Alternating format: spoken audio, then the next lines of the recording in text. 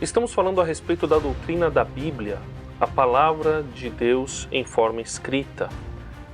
E quando falamos a respeito da Bíblia, precisamos tocar em um assunto que atualmente é polêmico, é controverso, apesar de, ao longo da história da Igreja, até pelo menos ali o século XVIII, não ter sido tão controverso assim, não ter muita dúvida entre os cristãos de que a palavra de Deus era inerrante e infalível. A partir do século XVIII começou a haver alguns questionamentos a respeito da Bíblia e foi cunhada uma frase que devemos dizer aqui. A frase é que a Bíblia não é a palavra de Deus, mas ela contém a palavra de Deus. Na tradição protestante, essa é uma frase muito complicada de ser dita, porque se a Bíblia contém a palavra de Deus, precisamos procurar onde é a palavra de Deus, onde não é, e fazer a separação, que foi o que tentaram fazer durante o século XIX. Agora, precisamos também entender o que significa dizer que a Bíblia é a palavra de Deus e que, sendo palavra de Deus, ela é inerrante e infalível. Então é importante nós destacarmos neste momento que entender que a Bíblia é a palavra de Deus inerrante e infalível é reconhecer que todos os assuntos a respeito dos quais ela trata, principalmente suas doutrinas e sua revelação a respeito do eterno, da condição da humanidade e sua dependência em relação ao Criador, não contém distorções ou mácula. Então, estes assuntos, os assuntos a respeito dos quais a Bíblia trata, ela trata de maneira infalível e inerrante. E como nós podemos entender que a Bíblia diz que ela é infalível e inerrante? Bom, a Bíblia é a palavra de Deus. Que Números, capítulo 23, versículo 19, diz a respeito da palavra de Deus: Deus não é homem para que minta, nem filho do homem para que se arrependa. Por acaso, tendo ele dito, não o fará? Ou havendo falado, não o cumprirá? Então, aqui na lei, no Pentateuco, é deixado para nós bem claro que Deus não mente e que tudo aquilo que Deus fala, ele cumpre. Então, se entendemos que a Bíblia é a palavra de Deus e que ela é o registro escrito que Deus deixou para que nós o conhecêssemos, então nós devemos dizer que a respeito daquilo que ela fala, ela é inerrante e infalível. Por isso que o apóstolo Paulo vai dizer para Timóteo que ela é útil para ensinar, ela é útil para corrigir. Caso ela contivesse algum tipo de erro, ela não poderia ser útil para corrigir e para ensinar. Veja o que nós encontramos lá em Salmo 19, de 7 a 9. A lei do Senhor é perfeita e restaura a alma. O testemunho do Senhor é fiel e dá sabedoria aos simples.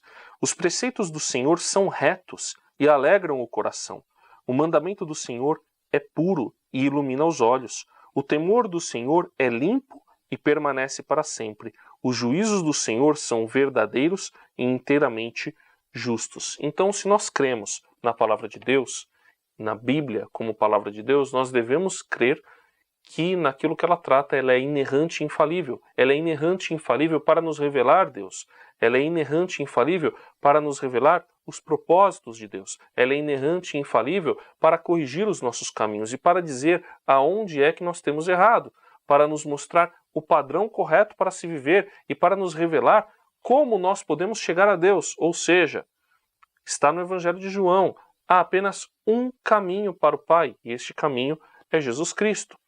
Em Provérbios 30, versículo 5, é dito que toda a palavra de Deus é pura.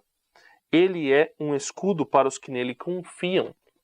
Então, se a palavra de Deus é pura, ela não pode ter mácula no seu propósito. Ela não pode ser errada na sua intenção. Nós devemos entender que a palavra de Deus, no sentido de nos mostrar, nos revelar Deus, nos revelar os propósitos de Deus, não tem falhas. É perfeita e pura. Finalmente, em João 10:35, Jesus está argumentando algumas questões importantes que nós não vamos tratar aqui com as lideranças religiosas da época. E ele vai dizer no versículo 35 que a Escritura não pode ser anulada. Isso era um consenso. Não poderia haver algo na Escritura que a invalidasse, que a anulasse. que fizesse com que ela deixasse de ser útil. Então, quando nós falamos da Bíblia ser a palavra de Deus, nós devemos entender que ela é perfeita para corrigir os nossos caminhos e para mostrar o caminho para Deus. Ao mesmo tempo, porém, nós devemos entender que há na Bíblia marcas humanas, que há na Bíblia também um processo que a própria Bíblia aponta para nós. A Rádio Transmundial é um veículo de comunicação presente em 80% do planeta e que tem como objetivo levar as boas novas do Evangelho aos que não a conhecem, bem como dar crescimento e maturidade cristã àqueles que desejam servir a Deus de forma integral. Mais informações em www.transmundial.org.br. Transmundial, para todo mundo ouvir. A Faculdade Teológica Batista de São Paulo tem a satisfação de receber você para entrar em sintonia com a nossa ministração bíblica, ministerial e abençoadora, que vai fazer diferença em termos de educação teológica para a nossa vida. Fique em sintonia conosco, aprofundando-se na Palavra de Deus.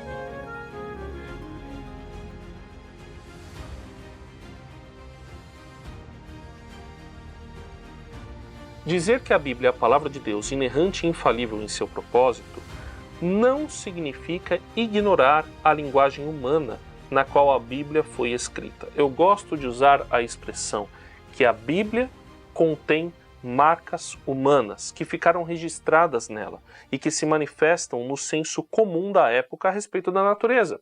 Vamos ver um exemplo?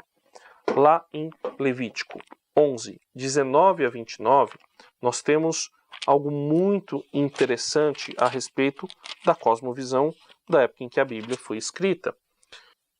Dentre as aves, estas são abominação.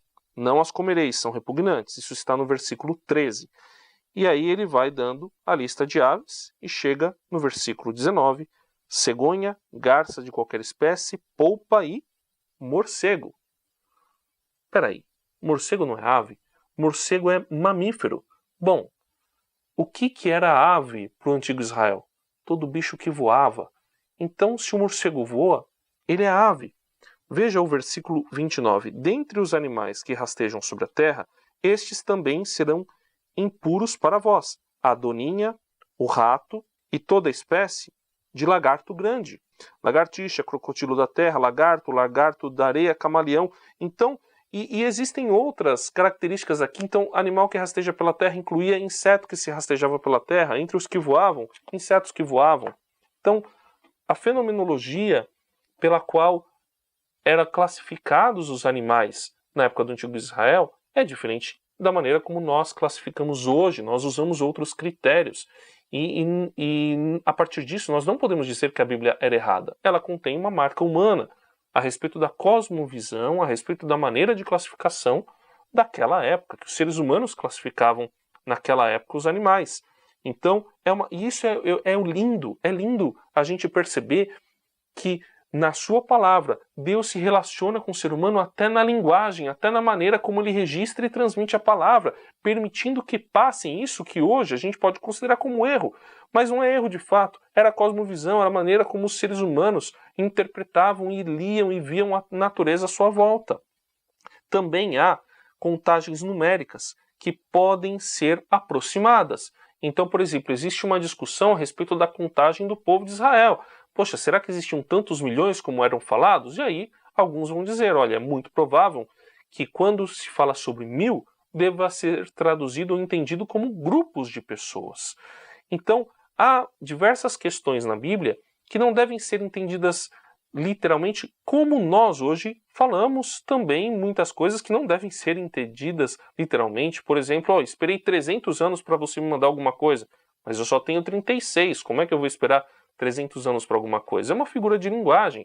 A Bíblia também usa isso, usa expressões, hipérboles, metáforas, diversas coisas para expressar que tem a ver com o contexto e a cosmovisão da época. Ela não pode ser chamada de inerrante por utilizar essas ferramentas linguísticas. E também a Bíblia tem citações livres de outros textos. Por exemplo, quando nós vamos para o Novo Testamento ver algumas profecias a respeito do Antigo Testamento, nem sempre a citação é absolutamente literal. A citação é livre. E há citações livres por toda a Bíblia. Nós não podemos dizer que a Bíblia é inerrante por usar deste recurso, porque nós também usamos. Eu estou usando aqui o tempo todo. E também é importante nós compreendermos que a Bíblia contém marcas humanas justamente porque ela não é exaustiva em todos os assuntos a respeito dos quais trata. Há espaço na Bíblia para a descoberta daquilo que foi criado. E onde é que a gente verifica esse espaço que o próprio Deus deixou para a gente? Na criação, em Gênesis 1, 28. Olha o que Deus fala para o primeiro casal. Então Deus os abençoou e lhes disse: frutificai e multiplicai-vos, enchei a terra e sujeitai-a, dominai sobre os peixes do mar, sobre as aves do céu e sobre todos os animais que rastejam sobre a terra. Este mandato cultural é o espaço que Deus dá para o homem administrar a criação e também estudar a criação. Deus fala para o homem uma coisa muito interessante aqui no capítulo 2 de Gênesis, versículo 15. E o Senhor tomou o homem e o colocou no jardim do Éden para que o homem o cultivasse e o guardasse. E depois Deus vai permitir que o homem nomeie os animais, que o homem estude os animais. Então há espaço, isso que é importante. A Bíblia não é exaustiva porque ela deixa espaço para o homem interagir com a criação, para o homem descobrir, para o homem entender, para que o homem também participe desse processo de Deus. Isso é algo lindo e maravilhoso. E nós vemos também, só para encerrar essas citações, em Mateus 24, 36, esse espaço que Deus deixa para nós. Mas quanto ao dia e a hora, ninguém sabe, nem os anjos do céu, nem o Filho, senão somente o Pai. A Bíblia não é exaustiva nem na revelação a respeito do fim dos tempos. Há espaço para nós refletirmos, para nós pensarmos, há espaço inclusive para o mistério. Então, quando falamos que a Bíblia é inerrante e infalível, nós não devemos ignorar que ela foi composta por seres humanos com a sua cosmovisão, da sua maneira e deixando também as suas marcas no registro que Deus deixou para nós como sua palavra.